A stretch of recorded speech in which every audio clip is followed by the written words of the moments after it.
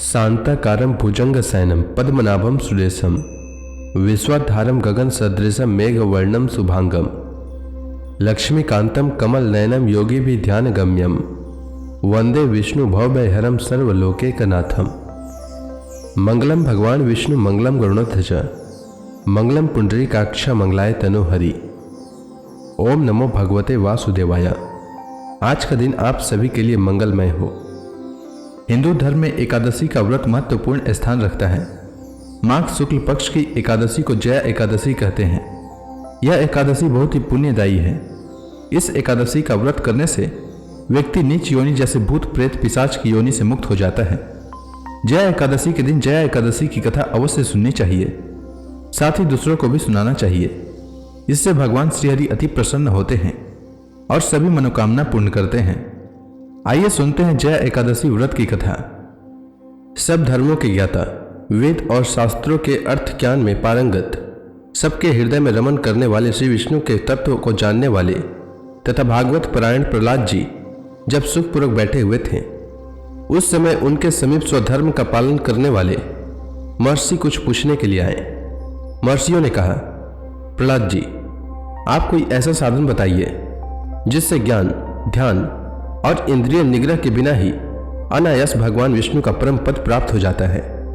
उनके ऐसा कहने पर संपूर्ण लोगों के हित के लिए उद्धत रहने वाले विष्णु भक्त महाभाग प्रहलाद जी ने संक्षेप में इस प्रकार कहा, महर्षियों, जो 18 पुराणों का सार से भी सारतर तत्व है, जिसे कार्तिकेय जी के पूछने पर भगवान शंकर ने उन्हें बताया था, उसका वर्णन करता हूं, सुनिए। महादेव जी कार्तिकेय से बोले, जो कली में एकादशी की रात में जागरण करते समय वैष्णव शास्त्र का पाठ करता है, उसके कोटि जन्मों के किए हुए 4 प्रकार के पाप नष्ट हो जाते हैं। जो एकादशी के दिन वैष्णव शास्त्र का उपदेश करता है, उसे मेरा भक्त जानना चाहिए। जिसे एकादशी के जागरण में निद्रा नहीं आती तथा जो उत्साह पूर्वक नाचता और गाता है, वह मेरा विशेष भक्त है। मैं उसे उत्तम ज्ञान देता हूँ और भगवान विष्णु मोक्ष प्रदान करते हैं। अतः मेरे भक्त को विशेष रूप से जागरण करना चाहिए। जो भगवान विष्णु से वैर करते हैं, उन्हें पाखंडी जानना चाहिए। जो एकादशी को जागरण करते हैं और गाते हैं, उन्हें आधे निमेष में अग्निष्टोम और अतिरात्र यज्ञ के समान फल प्राप्त होता है। जो रात्रि जागरण में बारंबार भगवान विष्णु के मुखार बिंद का दर्शन करते हैं, उनको भी वही फल प्राप्त होता है। जिनके वंश के लोग एकादशी की रात में जागरण करते हैं, वही धन्य हैं। जिन्होंने एकादशी को जागरण किया है, उन्होंने यज्ञ, दान, गया श्राद्ध और नित्य प्रयाग स्नान कर लिया। उन्हें सन्यासियों का पुण्य भी मिल गया और उनके द्वारा इष्टपूर्त कर्मों का भी भली भांति पालन हो गया। षडानन, भगवान विष्णु के भक्त जागरण सहित एकादशी व्रत करते हैं, इसलिए वे सदा ही मुझे विशेष प्रिय हैं। जिसने वर्धनी एकादशी की रात में जागरण किया है, उसने पुनः प्राप्त होने वाले शरीर को स्वयं ही भस्म कर दिया। जो एकादशी की रात को जागरण करता है, वह भगवान विष्णु के स्वरूप में लीन हो जाता है। जिसने हरि बोधनी एकादशी की रात में जागरण किया है, उसके स्थूल सूक्ष्म सभी पाप नष्ट हो जाते हैं। जो एकादशी की रात में जागरण तथा ताल स्वर के साथ संगीत का आयोजन करता है, उसे महान पुण्य की प्राप्ति होती है। जो एकादशी के दिन ऋषियों द्वारा बनाए हुए दिव्य स्तोत्रों से, ऋग्वेद, यजुर्वेद तथा सामवेद के वैष्णव मंत्रों से, संस्कृत और प्राकृत के अन्य स्त्रोतों से व गीत वाद्य आदि के द्वारा भगवान विष्णु को संतुष्ट करता है, उसे भगवान विष्णु भी परमानंद प्रदान करते हैं। जो एकादशी की रात में भगवान विष्णु के आगे वैष्णव भक्तों के समीप गीता और विष्णु सहस्त्र नाम का पाठ करता है, वह उस परम धाम में जाता है जहाँ साक्षात भगवान नारायण विराजमान है। पुण्य में भागवत तथा स्कंद पुराण भगवान विष्णु को प्रिय है। मथुरा और व्रज में भगवान विष्णु के बाल चरित्र का जो वर्णन किया गया है, उसे जो एकादशी की रात में भगवान केशव का पूजन करके पढ़ता है, उसका पुण्य कितना है यह मैं नहीं जानता, कदाचित भगवान विष्णु जानते हो। बेटा, भगवान के समीप गीत, नृत्य और स्तोत्र पाठ आदि से जो फल होता है, वही कली में श्रीहरि के समीप जागरण करते समय विष्णु सहस्त्र नाम, गीता तथा श्रीमद् भागवत का पाठ करने से सहस्त्र गुना होकर मिलता है। जो श्रीहरि के समीप जागरण करते समय रात में दीपक जलाता है, उसका पुण्य 100 कल्पों में भी नष्ट नहीं होता। जो जागरण काल में मंजरी सहित तुलसी दल से भक्ति पूर्वक श्रीहरि का पूजन करता है, उसका पुनः इस संसार में जन्म नहीं होता। स्नान, चंदन, लेप, धूप, दीप, नैवेद्य और तांबुल, यह सब जागरण काल में भगवान को समर्पित किया जाए तो उससे अक्षय पुण्य होता है। कार्तिकेय, जो भक्त मेरा ध्यान करना चाहता है वह एकादशी की रात्रि में श्रीहरि के समीप भक्ति पूर्वक जागरण करे। एकादशी के दिन जो लोग जागरण करते हैं उनके शरीर में इंद्र आदि देवता आकर स्थित हो जाते हैं। जो जागरण काल में महाभारत का पाठ करते हैं वे उस परम धाम में जाते हैं जहां सन्यासी महात्मा जाया करते हैं। जो उस समय श्री रामचंद्र जी का चरित्र दशकंठ वध पढ़ते हैं वे योग वेताओं की गति को प्राप्त होते हैं। जिन्होंने श्रीहरि के समीप जागरण किया है उन्होंने 4 वेदों का स्वाध्याय, देवताओं का पूजन, यज्ञों का अनुष्ठान तथा सब तीर्थों में स्नान कर लिया। श्री कृष्ण से बढ़कर कोई देवता नहीं है और एकादशी व्रत के समान दूसरा कोई व्रत नहीं है। जहां भागवत शास्त्र है, भगवान विष्णु के लिए जहां जागरण किया जाता है और जहां शालिग्राम शिला स्थित होती है वहां साक्षात भगवान विष्णु उपस्थित होते हैं। जया एकादशी की कथा के अनुसार एक बार महाराज युधिष्ठिर भगवान श्री कृष्ण से कहते हैं, हे भगवान, अब कृपा कर आप मुझे माघ माह के शुक्ल पक्ष की एकादशी के संबंध में विस्तार पूर्वक बताएं। शुक्ल पक्ष की एकादशी में किस देवता का पूजन किया जाता है तथा इस एकादशी के व्रत की क्या कथा है, उसके करने से किस फल की प्राप्ति होती है। भगवान श्री कृष्ण ने कहा, हे युधिष्ठिर, माघ माह के शुक्ल पक्ष की एकादशी को जया एकादशी कहते हैं। इस एकादशी के उपवास से मनुष्य भूत प्रेत पिशाच आदि की योनि से छूट जाता है। अतः इस एकादशी के उपवास को विधि अनुसार करना चाहिए। अब मैं तुम्हें जया एकादशी के व्रत की कथा सुनाता हूं, तुम ध्यानपूर्वक श्रवण करो। एक बार देवताओं के राजा इंद्र नंदन वन में भ्रमण कर रहे थे। चारों तरफ किसी उत्सव का सा माहौल था। गंधर्व गा रहे थे और गंधर्व कन्याएं नृत्य कर रही थी। वहीं पुष्पति नामक गंधर्व कन्या ने माल्यवान नामक गंधर्व को देखा और उस पर आसक्त होकर अपने हाव भाव से उसे रिझाने का प्रयास करने लगी। माल्यवान भी उस गंधर्व कन्या पर आसक्त होकर अपने गायन का सुर ताल भूल गया। इससे संगीत की लय टूट गई और संगीत का सारा आनंद बिगड़ गया। सभा में उपस्थित देवगणों को यह बहुत बुरा लगा। यह देखकर देवेंद्र भी रुष्ट हो गए। संगीत एक पवित्र साधना है, इस साधना को भ्रष्ट करना पाप है। अतः क्रोधवश इंद्र ने पुष्पति तथा माल्यवान को शाप दे दिया। देवेंद्र ने कहा, संगीत की साधना को अपवित्र करने वाले माल्यवान और पुष्पति, तुमने देवी सरस्वती का घोर अपमान किया है, अतः तुम्हें मृत्यु लोक में जाना होगा। गुरुजनों की सभा में असंयम और लज्जाजनक प्रदर्शन करके तुमने गुरुजनों का भी अपमान किया है, इसलिए इंद्र लोक में अब तुम्हारा रहना वर्जित है। अब तुम अधम पिशाच असंयमी का सा जीवन बिताओगे। देवेंद्र का शाप सुनकर वे अत्यंत दुखी हुए और हिमालय पर्वत पर पिशाच योनि में दुख पूर्वक जीवन यापन करने लगे। उन्हें गंध रस स्पर्श आदि का तनिक भी बोध नहीं था। वहीं उन्हें असहनीय दुख सहने पड़ रहे थे। रात दिन में उन्हें एक क्षण के लिए भी नींद नहीं आती थी। उस स्थान का वातावरण अत्यंत शीतल था, जिसके कारण उनके रोए खड़े हो जाते थे, हाथ पैर सून पड़ जाते थे, दांत बजने लगते थे। एक दिन उस पिशाच ने अपनी स्त्री से कहा, न मालूम हमने पिछले जन्म में कौन सा पाप किए हैं, जिसके कारण हमें इतनी दुखदायी यह पिशाच योनि प्राप्त हुई है। पिशाच योनि से नरक के दुख सहना कहीं ज्यादा उत्तम है। इसी प्रकार के अनेक विचारों को कहते हुए अपने दिन व्यतीत करने लगे। भगवान की कृपा से एक बार माघ माह के शुक्ल पक्ष की जया एकादशी के दिन इन दोनों ने कुछ भी भोजन नहीं किया और न ही कोई पाप कर्म किया। उस दिन मात्र फल फूल खाकर ही दिन व्यतीत किया और महान दुख के साथ पीपल के वृक्ष के नीचे विश्राम करने लगे। उस दिन सूर्य भगवान अस्तांचल को जा रहे थे। वह रात इन दोनों ने एक दूसरे से सटकर बड़ी कठिनता से काटी। दूसरे दिन प्रातः काल होते ही प्रभु की कृपा से इनकी पिशाच योनि से मुक्ति हो गई और पुनः अपनी अत्यंत सुंदर अप्सरा और गंधर्वों की देह धारण करके तथा सुंदर वस्त्रों तथा आभूषणों से अलंकृत होकर दोनों स्वर्ग लोक को चले गए। उस समय आकाश में देवगण तथा गंधर्व इनकी स्तुति करने लगे। नागलोक में जाकर इन दोनों ने देवेंद्र को दंडवत किया। देवेंद्र को भी उन्हें उनके इस रूप को देखकर महान विस्मय हुआ और उन्होंने पूछा, तुम्हें पिशाच योनि से किस प्रकार मुक्ति मिली, उसका पूरा वृतांत मुझे बताओ। देवेंद्र की बात सुनकर माल्यवान ने कहा, हे देवताओं के राजा इंद्र, श्रीहरि की कृपा तथा जया एकादशी के व्रत के पुण्य से हमें पिशाच योनि से मुक्ति मिली है। इंद्र ने कहा, हे माल्यवान, एकादशी व्रत करने से तथा भगवान श्रीहरि की कृपा से तुम लोग पिशाच योनि को छोड़कर पवित्र हो गए हो, इसलिए हम लोगों के लिए भी वंदनीय हो गए हो। क्योंकि शिव तथा विष्णु भक्त हम देवताओं के वंदना करने योग्य हैं, अतः आप दोनों धन्य हैं। अब आप प्रसन्नतापूर्वक देवलोक में ही निवास कर सकते हैं। भगवान श्री कृष्ण ने कहा, हे युधिष्ठिर, इस जया एकादशी के उपवास से कुयोनि से सहज ही मुक्ति मिल जाती है। जो मनुष्य इस एकादशी का व्रत कर लेता है उसने मानो सभी तप, यज्ञ और दान कर लिए हैं। जो मनुष्य सदापूर्वक जया एकादशी का व्रत करते हैं वे अवश्य ही सहस्त्र वर्ष तक स्वर्ग में वास करते हैं। तो प्रेम से बोलिए भगवान विष्णु की जय, श्री कृष्ण भगवान की जय, समस्त देवी देवताओं की जय। एकादशी के दिन एकादशी व्रत कथा के साथ ही 11 माता की कथा भी अवश्य सुननी चाहिए। इससे व्रत का पुण्य फल प्राप्त होता है। तो आइए सुनते हैं 11 माता की कथा। एकादशी भगवान विष्णु की साक्षात शक्ति है। जिस शक्ति ने उस असुर का वध किया है जिसे भगवान भी जीत पाने में असमर्थ थे, उस शक्ति के आगे मनुष्य के पाप रूपी असुर भला कैसे टिक सकता है। जिस शक्ति ने देवताओं के कष्ट को हर कर उन्हें सुख दिया, वह प्राणी मात्र को क्या नहीं दे सकती।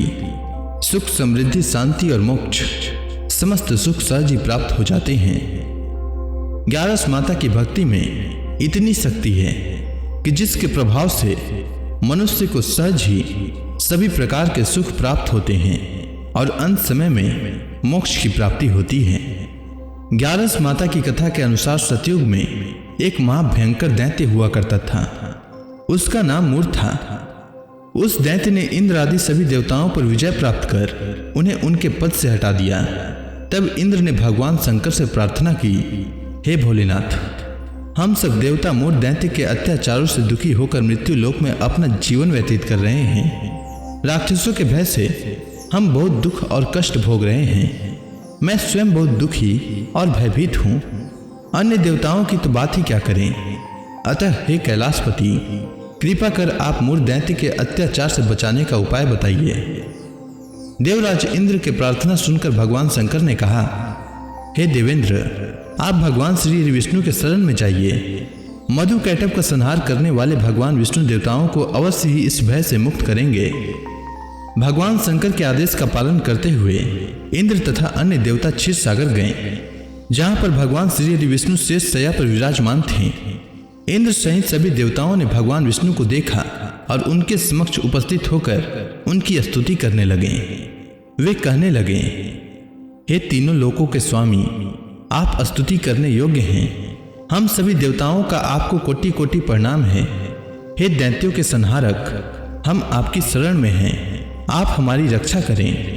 हे त्रिलोकपति, हम सभी देवता दैत्यों के अत्याचार से भयभीत होकर आपकी शरण में आए हैं। इस समय दैत्यों ने हमें स्वर्ग से निकाल दिया है और हम सभी देवता बड़ी ही दयनीय स्थिति में मृत्यु लोक में विचरण कर रहे हैं। अब आप ही हमारे रक्षक हैं, हमारी रक्षा करें। हे जगन्नाथ, आप हमारी रक्षा करें। देवताओं की करुण पुकार सुनकर भगवान श्री हरि विष्णु बोले, हे देवगणों, वह कौन सा दैत्य है जिसने देवताओं को जीत लिया है। आप सभी देवगण किसके भय से पृथ्वी लोक में भटक रहे हैं। क्या वह दैत्य इतना बलवान है जिसने इंद्र सहित सभी देवताओं को जीत लिया है। तुम निर्भय होकर मुझे सब हाल बताओ। भगवान विष्णु के इस स्नेहमयी वचनों को सुनकर देवेंद्र ने कहा, हे प्रभु, प्राचीन काल में ब्रह्म वंश में उत्पन्न हुआ नाड़ी जंगम नाम का एक असुर था, जिसका मूर नामक एक पुत्र है, जो चंद्रवती नामक नगरी में निवास करता है, जिसने अपने बल से मृत्यु लोक और देवलोक को जीत लिया है और सब देवताओं को देवलोक से निकालकर अपने दैत्य कुल के असुरों को इंद्र, अग्नि, यम, वरुण और चंद्रमा आदि सभी को लोकपाल बना दिया है। वह स्वयं सूर्य बनकर पृथ्वी को तापता है और स्वयं मेघ बनकर जल की वर्षा करता है। अतः आप इस बलशाली भयानक असुर का संहार करके देवताओं की रक्षा करें। देवेंद्र के मुख से ऐसे वचन सुनकर भगवान विष्णु बोले, हे देवताओं, मैं आपके शत्रु का शीघ्र ही संहार करूंगा। आप सभी इसी समय मेरे साथ चंद्रवती नगरी चलिए। देवताओं की पुकार पर भगवान विष्णु तुरंत ही उनके साथ चल दिए। उधर दैत्य राज मूर ने अपने तेज से जान लिया था कि श्री विष्णु युद्ध की इच्छा से उसकी राजधानी में आ रहे हैं। अतः अपने राक्षस योद्धाओं के साथ वह भी युद्ध भूमि में आकर गरजने लगा। देखते ही देखते युद्ध शुरू हो गया। युद्ध शुरू होने पर अनगिनत असुर अपने अस्त्र शस्त्रों को धारण कर देवताओं से युद्ध करने लगे, किंतु देवता तो पहले ही डरे हुए थे। वह अधिक देर तक राक्षसों का सामना न कर सके और भाग खड़े हुए। तब भगवान विष्णु स्वयं युद्ध भूमि पर आ गए। दैत्य पहले से भी ज्यादा जोश में भरकर भगवान विष्णु से युद्ध करने लगे। वे अपने अस्त्र शस्त्रों से उन पर भयानक प्रहार करने लगे। दैत्यों के आक्रामक वारों को श्री हरि विष्णु अपने चक्र और गदा के प्रहारों से नष्ट करने लगे। इस युद्ध में अनेक दैत्य सदा के लिए मृत्यु की गोद में समा गए, किंतु दैत्यराज मूल भगवान विष्णु के साथ निश्चल भाव से युद्ध करता रहा। उसका तो जैसे अभी बाल भी बांका नहीं हुआ था। वह बिना डरे युद्ध कर रहा था। भगवान विष्णु मूल को मारने के लिए जिन जिन शस्त्रों का प्रयोग करते वे सब उसके तेज से नष्ट होकर उस पर पुष्पों के समान गिरने लगते। अनेक अस्त्रों शस्त्रों का प्रयोग करने पर भी भगवान विष्णु उससे जीत न सके। तब वे आपस में मल्ल युद्ध करने लगे। भगवान श्री विष्णु उस असुर से देवताओं के लिए सहस्त्र वर्षों तक युद्ध करते रहे, किंतु उस असुर से न जीत सके। अंत में भगवान विष्णु शांत होकर विश्राम करने की इच्छा से बद्रिकाश्रम स्थित 38 कोस लंबी एक द्वार वाली हेमवती नाम की एक गुफा में प्रवेश कर गए। उस गुफा में भगवान ने शयन किया। भगवान विष्णु के पीछे पीछे वह दैत्य भी चला आया था। भगवान श्री विष्णु को सोता देखकर वह दैत्य उन्हें मारने को तैयार हुआ। वह सोच रहा था कि आज मैं अपने चिर शत्रु को मारकर हमेशा हमेशा के लिए निष्कंटक हो जाऊंगा, परंतु उसकी यह इच्छा पूर्ण न हो सकी, क्योंकि उसी समय भगवान विष्णु की देह से दिव्य वस्त्र धारण किए एक अत्यंत मोहिनी कन्या उत्पन्न हुई और राक्षस को ललकार कर उससे युद्ध करने लगी। उस कन्या को देखकर राक्षस को घोर आश्चर्य हुआ और वह सोचने लगा कि यह ऐसी दिव्य कन्या कहां से उत्पन्न हुई, और फिर वह असुर उस कन्या से लगातार युद्ध करता रहा। कुछ समय बीतने पर उस कन्या ने क्रोध में आकर उस दैत्य के अस्त्रों शस्त्रों को टुकड़े टुकड़े कर दिए। अब तो उस दैत्य को बड़ा ही क्रोध आया और वह सारी मर्यादाएं भंग करके उस कन्या से मल्ल युद्ध करने लगा। उस तेजस्वी कन्या ने उसको धक्का मारकर मूर्छित कर दिया और उसकी मूर्छा टूटने से पूर्व ही उसका सिर काटकर धड़ से अलग कर दिया। सिर काटते ही वह असुर पृथ्वी पर गिरकर मृत्यु को प्राप्त हुआ। बाकी बचे असुर अपने राजा का ऐसा दुखद अंत देखकर भयभीत होकर पाताल लोक में भाग गए। भगवान विष्णु जब निद्रा से जागे तो उस असुर को मरा देखकर उन्हें घोर आश्चर्य हुआ और वे सोचने लगे कि इस महाबली को किसने मारा है। तब वह तेजस्वी कन्या श्री हरि से हाथ जोड़कर बोली, हे जगदीश्वर, यह असुर आपको मारने को उद्यत था, तब मैंने आपके शरीर से उत्पन्न होकर इस असुर का वध किया है। कन्या की बात सुनकर भगवान बोले, तुमने इस असुर को मारा है, अतः हे कन्या, मैं तुमसे अत्यंत प्रसन्न हूँ। इसे मारकर तुमने तीनों लोकों के देवताओं के कष्ट को हरा है, इसीलिए तुम अपनी इच्छा अनुसार वरदान मांग लो, मैं तुम्हारी प्रत्येक इच्छा को पूर्ण करूंगा। भगवान की बात सुनकर कन्या बोली, हे प्रभु, मुझे यह वरदान दीजिए कि जो मनुष्य या देव मेरा व्रत करे उसके सभी पाप नष्ट हो जाएं और अंत में उसे स्वर्ग लोक की प्राप्ति हो। मेरे व्रत का आधा फल रात्रि को मिले और उसका आधा फल एक समय भोजन करने वाले को मिले।